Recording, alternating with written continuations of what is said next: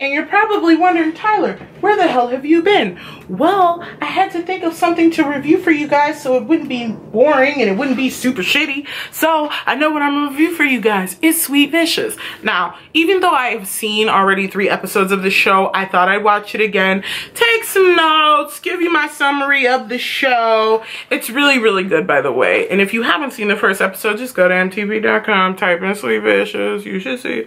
Or it should be like right in the beginning, because that show was pretty boss. So the show opens up with a girl. Well, I knew it was a girl, not only because of the show promos, but because of her eyes. You could tell it's a pretty girl. Girl runs, well, not runs, she kind of jumps through this sorority guys, frat guys, because I forgot, sororities are girls, fraternities are boys. Okay, so she jumps in this frat guy's window and starts fucking him up. And then she goes, "Do you know this girl?" with her phone, right? And he's like, "It's your lock screen." Like she been fucking him up and scaring him so he couldn't talk. So then he goes, "It's your lock screen." And she opens it and he acts like he don't know who this girl is. And we come to the conclusion that he raped this girl. And she is kicking his ass because he is a rapist. And so I love when she throws him a punch or like kicks him in the ball, something. And she goes, "Oh, I'm sorry. I thought no meant yes." I thought that was so good and well put. So he's like saying how sorry he is. She's saying all the details of what he did to her. And so then after, you know, scaring him shitless, she gets up and says, "Call the ambulance and tell them that you have a leg wound." He's like, "A leg wound?" And she stabs the shit out of him in the leg. And she also tells him if he rapes another girl, she'll be back. So she leaves out of the window. She takes her mask off. We reveal that it's a girl. It's not surprising. I already told you guys it's a girl. Duh. So she leaves, and then we meet this girl named Ophelia. This green-haired, beautiful, really, really pretty, but a pothead girl a month later named Ophelia. She gets a knock on her door. It's her best friend, Harris, this black guy. He brings her coffee. They sit on the couch. There's a guy in her house she just slept with. She was like, "This is not a date. Get out." And she hacked into his phone to put her schedule in it, and he's like, "Why do you always do this?" And she's like, "You check your phone, Harris. I don't." So we learn that she clearly comes from rich parents because they're donors to the college that she attends. And her problem is she doesn't attend class, but she does all the work. She has a perfect GPA, but she feels like class is too tedious to go to. I thought the scene was really cute. It gave us a tiny bit of insight to who she is. So I appreciated that. Ooh, that was gross. Excuse me. Oh, and another thing that I wrote down that I liked is that her bong is called LeBong James. That's amazing. So then we find out the girl who was whooping ass in the beginning of the episode is actually a sorority girl. And she comes back, she's missed a few meetings, and they talk about how they're gonna throw a party. So they do that. They're gonna throw a party. Then we go back to Ophelia later in the day, and she's standing outside smoking a joint. You know, being her Ophelia self. And then campus police catches her and she flicks the thing and she's running from this man. She is booking it. She knocks a chair over. He falls over. She's running and running, and then she reaches an alley and she sees this guy that she goes to college with getting his ass beat. And she's like, "What?" And so the person doing the ass whooping, who we know who it is, whips Ophelia against the wall and isn't saying anything, just like holding her arm up behind her. And she's like, "No, I don't give a shit what you're doing. He raped this girl in my freshman dorm. He's a trash person." And so then she lets Ophelia go just to give him one last kick. And then they hear the campus police and she tells the girl to run after asking her who she was, and she still didn't tell her. But the bitch run. Ophelia's standing there. She gets arrested by campus police, you know, for smoking on property, which, why is that even a big deal? It's not like I'm even in class smoking a joint. But anyway, so they go to campus police, the campus police guy and Ophelia, and instead of, you know, being more so mad about the smoking weed thing on campus, he's asking her about the assault that she saw tonight. About that, who was the man that was beating that guy up? Was he tall? Was he this? Was he that? Ophelia is giving him all of this false information because no, he wasn't buff. He wasn't tall. He wasn't even a he. He was a she. But okay. Oh, and also at the crime scene where homeboy was getting his ass beat, homegirl necklace flew off. If you're gonna be a vigilante whooping ass, don't wear jewelry. Why would you wear jewelry? Even if it's your cute little sorority necklace, don't do that. That's not smart. That's not smart. Oh, okay. So, the ass kicker, who we now know is Jules. She's a sorority girl. You know, she's supposed to be seemingly a good girl, but she's not. She be going around kicking ass, y'all. And Ophelia gets picked up by Harris, her best friend, at the police station, and she's like, I have to tell you everything that was happening. Holy shit. And he's telling her to stay away from whatever the hell she just found, whatever she know, leave it alone because this could be very dangerous. And of course, Ophelia not gonna listen. She want to find out who this girl is. So she go back to campus police and she do some stupid. And she's looking through and she finds a file and she's taking pictures and she thinks that the person who was recently raped or sexually assaulted, it must be their necklace and they must be the vigilantes. So she goes to this particular girl's dorm and her ex-roommate says she moved away. She's in Michigan. And so now it's like, who the fuck could this person be? Then we shoot to Jules and her best friend, which is this really tall, beautiful, curly-haired black girl. And they're walking and she's telling her gossip and she's telling her, I know about the fact that you're on academic probo. Because earlier in the episode, one of the sorority girls is snooping through Jules's mailbox and finds a letter from the school that says she's on academic probation. So Jules has to act like, you know, oh yeah, I gotta get my grades together. Meanwhile, while they're having this conversation, Nate, Jules's best friend's boyfriend, shows up and her whole demeanor changes. Like, she's looking down at the ground, she's shuffling her feet. She does not look comfortable with the fact that this motherfucker is in her presence. I wouldn't be happy either with the information that I'm about to tell y'all later. So after they kiss and canoodle and do that whole thing, he gets the hell on. So then we shoot to the two sorority girls that we see in the earlier part of the episode at the record store getting ready to buy weed. I love how they naturally assumed it was Harris. And Ophelia was like, how much do you need? And they were like, half an ounce. And she was like, you can speak up, I'm not a cop. Half an ounce! It was pretty fucking funny. And then the one girl who was with the other sorority girl kept winking at Harris and it looked like she had a twitch and he asked her. And she's like, no. Like, girl, chill out. It was really fucking funny. So then we shoot to the party. Everybody's having a good time. And Jules meets this really cute boy who she wastes a drink on. They're talking and then she's pulled away because the goat shit in their house. Whew, and so then Ophelia shows up, brings weed for the party, and then says, hey, did someone lose a necklace? And that's when she sees Jules out of vigilante clothes. And Jules goes, oh my God, you found my necklace. I have to repay you. Shots. Like, she's pretending that she's drunk in front of her friends. So they go down into the basement. Well, more so, she pushes Ophelia down a flight of stairs into the basement, whips out a knife and says, you're going to listen to me very closely.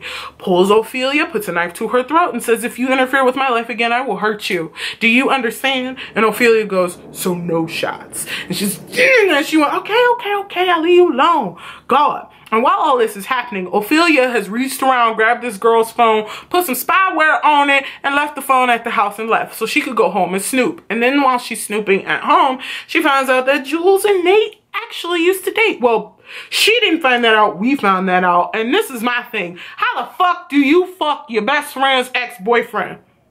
I don't care we in a sorority, bitch, and this is a sisterhood.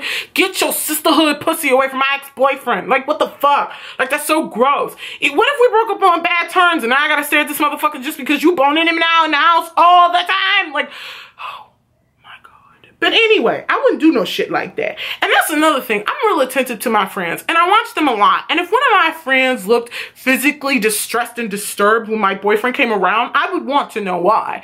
But, I mean, that's just me.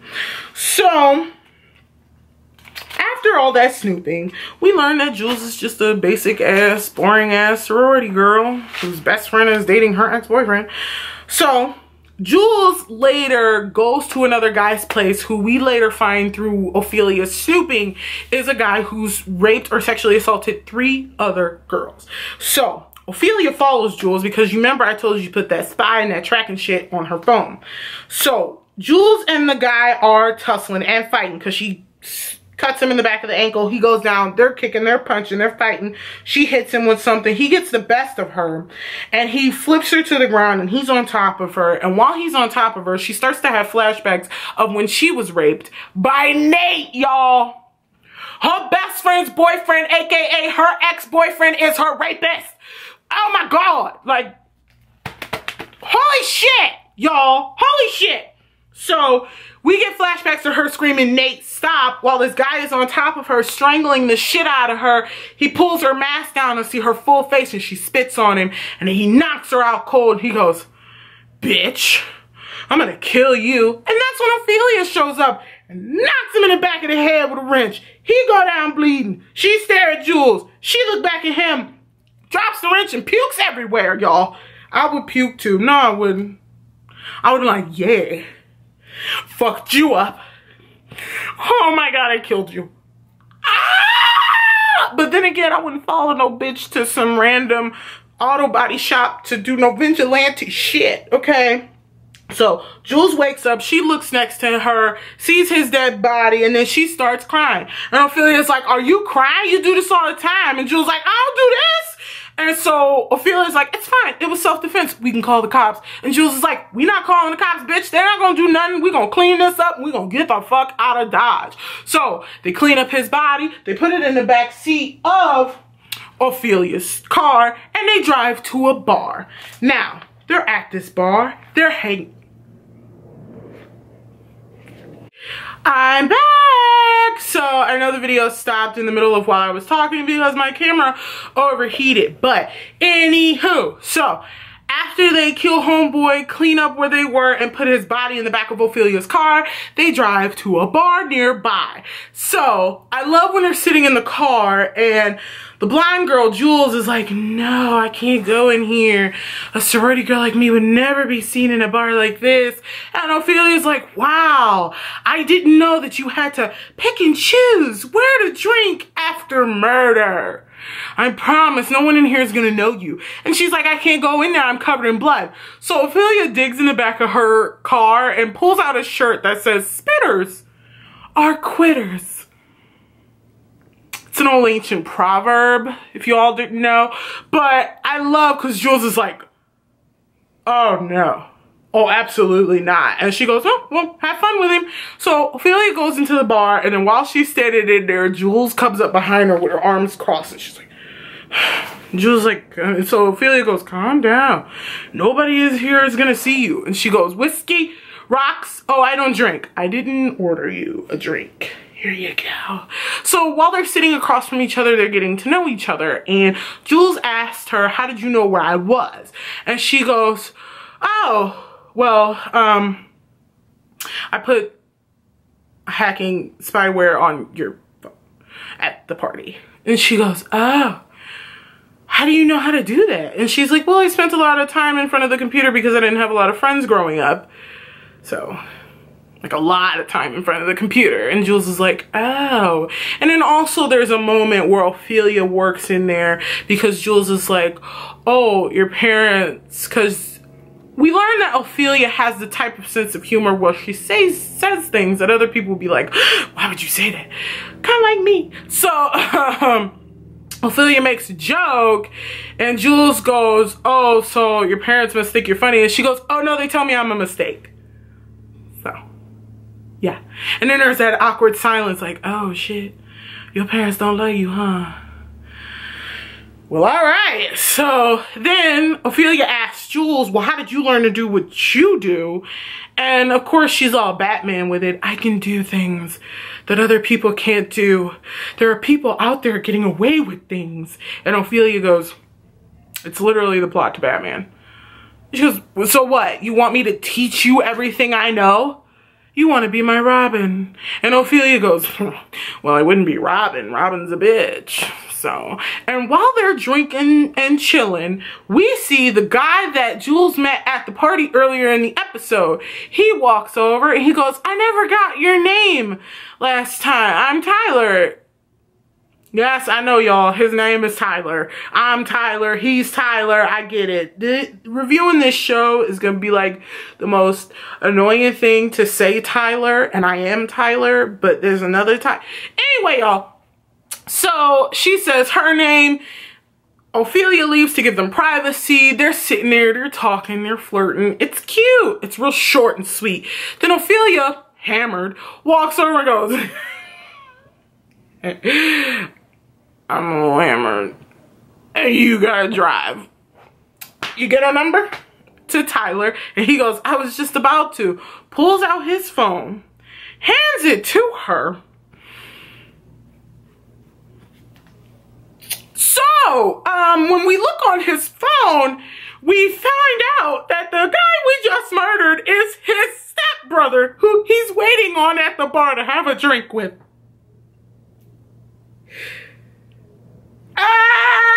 And then Jules is staring at the phone. She look up at Ophelia. Ophelia's staring at the phone, and she look at Jules like, oh shit.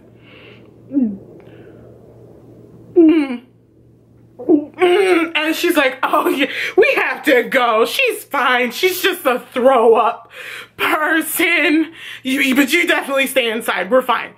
And they go running out, and I love how it was in slow motion and her hair is moving. And then when they get outside, y'all, Jules stops and goes, where's the car?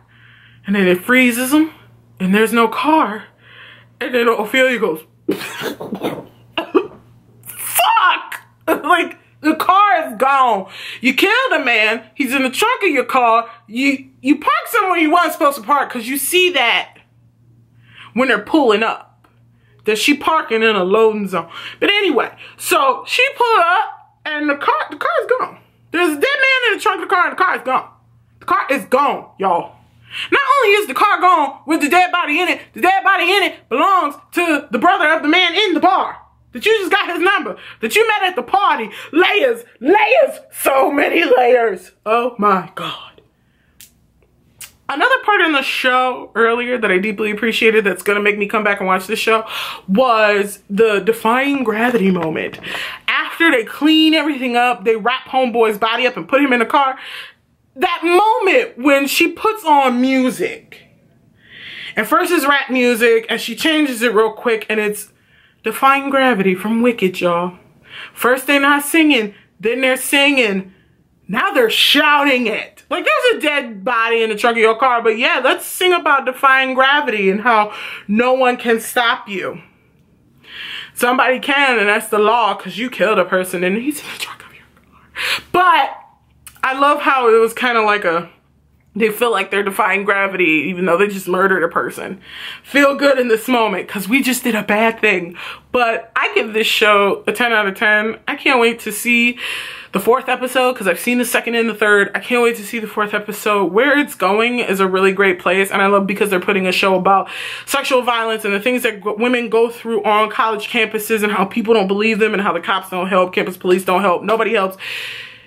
I love because they want you to know that people out there believe you and that they care about you, and not everybody is, you know, out to make your life worse, and some people genuinely want to help and be friends and things like that. So I deeply appreciate a show like this being on TV because it is so important for today's society and today's social climate. I love because it's funny, it's very cliffhangery, but I love because they leave you many cliffhangers where you're thinking, oh shit could be bad, but it's not that bad yet. So I deeply appreciate a show like this. I hope you all check out Sweet Vicious. If you haven't seen it, the episodes are online, and I think they might play a rerun over the weekend, but y'all really gotta watch this show. It's really good. I hope you all enjoyed this TV show review. Leave comments down below if you've seen it and what you thought about it, and the layers, y'all. The layers of this show. I can't wait to find out what Ophelia's backstory is too. So if no one's told you guys that you're awesome and that they love you, I think you're awesome and I love you. See you on Friday. Peace.